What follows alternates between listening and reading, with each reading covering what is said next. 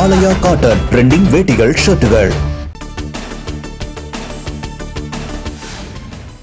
நாடாளுமன்றத்தில் மத்திய பட்ஜெட்டை நாளை தாக்கல் செய்கிறார் நிதியமைச்சர் நிர்மலா சீதாராமன்.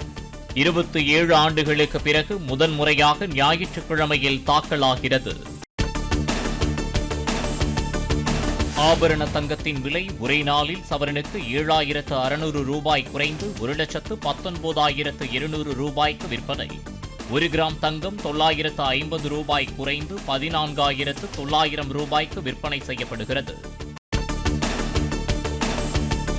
வெள்ளி விலை காலையில் 55,000 ரூபாய் குறைந்த நிலையில் பிற்பகலில் மேலும் 30,000 ரூபாய் சரிவு.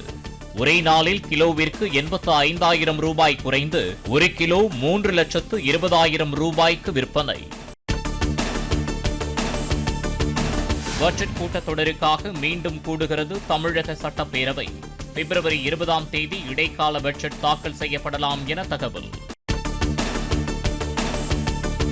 சிவகங்கை மாவட்டம் கானாடு காத்தானில் 61,78,00,000 ரூபாயில் செட்டிநாடு வேளாண் கல்லூரியை திறந்து வைத்தார் முதலமைச்சர் மு க ஸ்டாலின்.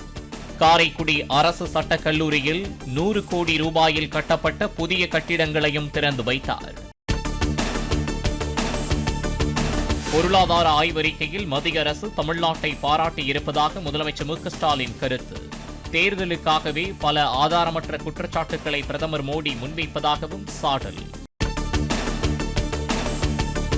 திமுக அரசின் திட்டங்களை காப்பியடித்து புதிய அறிவிப்புகளாக இபிஎஸ் வெளியிடுவதாக முதலமைச்சர் மு க ஸ்டாலின் குற்றச்சாட்டு. கடந்த முறையில் ஆட்சியில் இருந்தபோது அதிமுகவினர் அளித்த வாக்குறுதிகள் ஏதும் நிறைவேற்றப்படவில்லை என்றும் விமர்சனம். தமிழ்நாட்டில் 6 வயது சிறுமி முதல் மூதாட்டி வரை யாரும் சாலையில் நடந்து செல்ல முடியாத அவல நிலை உள்ளதாக இபிஎஸ் குற்றச்சாட்டு. ரோம் பற்றி எரியும் போது நீரோ மன்னன் பிடில் வாசிப்பது போல் ஆட்சி முடியும் தருவாயில் ஸ்டாலின் மகளிர் மாநாடு நடத்துவதாகவும் சாடல்.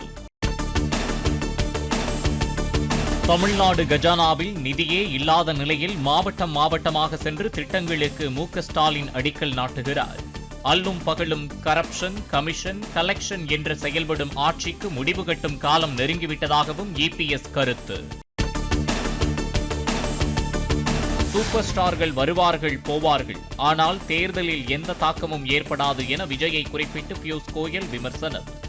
தேசிய ஜனநாயக கூட்டணியில் தாவேக்கு இணைய வாய்ப்பு இல்லை என்றும் விளக்கம்.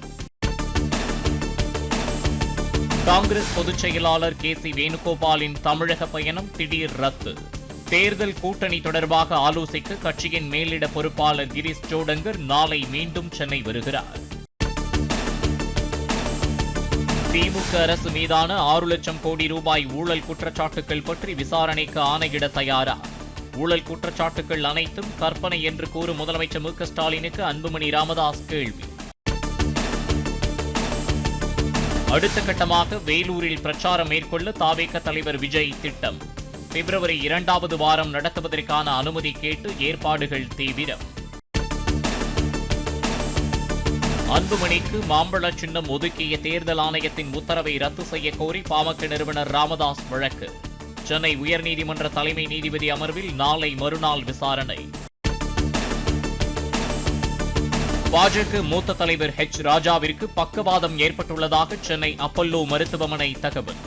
மருத்துவர்கள் கண்காணிப்பில் தற்போது குணமடைந்து வருவதாகவும் குடும்பத்தினர் மற்றும் நண்பர்களுடன் அவர் பேசி வருவதாகவும் அறிக்கை. போராட்டத்தில் ஈடுபட்ட ஆசிரியர்களுக்கு ஜனவரி மாத ஊதியத்தை வழங்காமல் தமிழக அரசு அநீதி இழைத்திருப்பதாக அண்ணாமலை குற்றச்சாட்டு.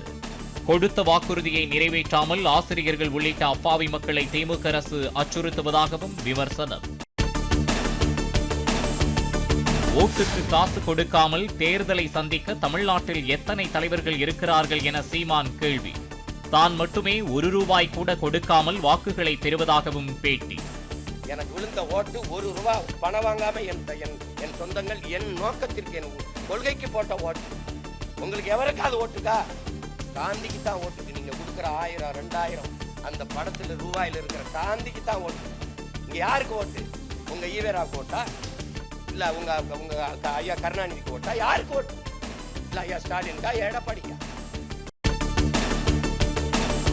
தமிழ் கலாச்சாரம் அழிய மூவேந்தர்கள்தான் காரணம் எனும் திருமாவளவனின் கருத்து அரைவே காட்டுத்தனமாக உள்ளதாக டிடிவி தினகரன் கண்டனம். திமுக தலைவர்களை திருப்திப்படுத்த தமிழ் மன்னர்கள் மீது திருமாவளவன் அவதூறுகளை அள்ளி வீசுவதாக விமர்சனம். சமவேளைக்கு சம ஊதியம் கோரிய இடைநிலை ஆசிரியர்களின் போராட்டம் தற்காலிகமாக ஒத்திவைப்பு. ஊதிய முரண்பாடு சரி செய்யப்படும் என அமைச்சர் அன்பில் மகேஷ் உறுதியளித்ததை ஏற்று அறிவிப்பு. சென்னையில் தொடர்ந்து 36 நாட்களாக போராட்டத்தில் ஈடுபட்டு வந்த இடைநிலை ஆசிரியர்களுக்கு ஜனவரி மாத சம்பளம் வழங்கப்படவில்லை. திமுகவின் தேர்தல் வாக்குறுதி எண் 311 நிறைவேற்ற வலியுறுத்தி பள்ளிக்கு செல்லாமல் சென்னையில் முகாமிட்டதால் தமிழக அரசு நடவடிக்கை. நீலகிரி மாவட்டத்தில் அனுமதியின்றி செயல்படும் ஹோம் ஸ்டே தங்கும் விடுதிகள் மீது அதிகாரிகள் விரைவாக நடவடிக்கை எடுக்காதது ஏன்? அறிக்கை அளிக்க தமிழ்நாடு அரசுக்கு உயர்நீதிமன்றம் உத்தரவு. சேலம் டவுனில் இயங்கி வந்த ஓவியா ஸ்வர்ணமகால் நகைக்கடையை மூடிவிட்டு வீட்டை காலி செய்த உரிமையாளர். பணத்தை திரும்ப வழங்காததால் மாதாந்திர நகைச்சீட்டு செலுத்தி வந்த மக்கள் முற்றுகை.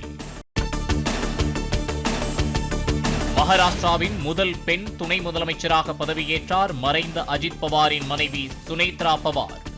மும்பையில் நடைபெற்ற நிகழ்ச்சியில் ஆளுநர் ஆச்சாரியா தேவ்ரத் பதவி பிரமாணம் செய்து வைத்தார்.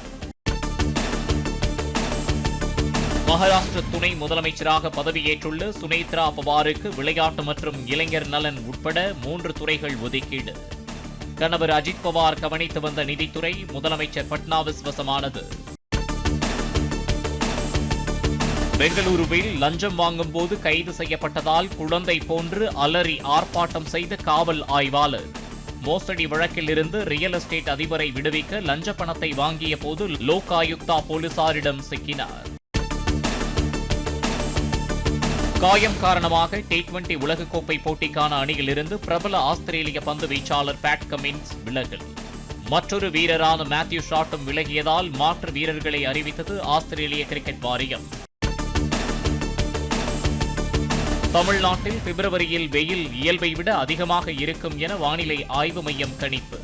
மழைக்கான வாய்ப்பும் குறைவாகவே உள்ளதாக தகவல். ஆலயா காட்டன் ட்ரெண்டிங் வேட்டிகள் ஷர்ட்டுகள். பிளே ஸ்டோர் மற்றும் ஆப் ஸ்டோரில் இருந்து பாலிமர் செயலியை QR கோடு மூலம் பதிவிறக்கம் செய்யுங்கள். செய்திகளை உடனுக்குடன் பெறுங்கள்.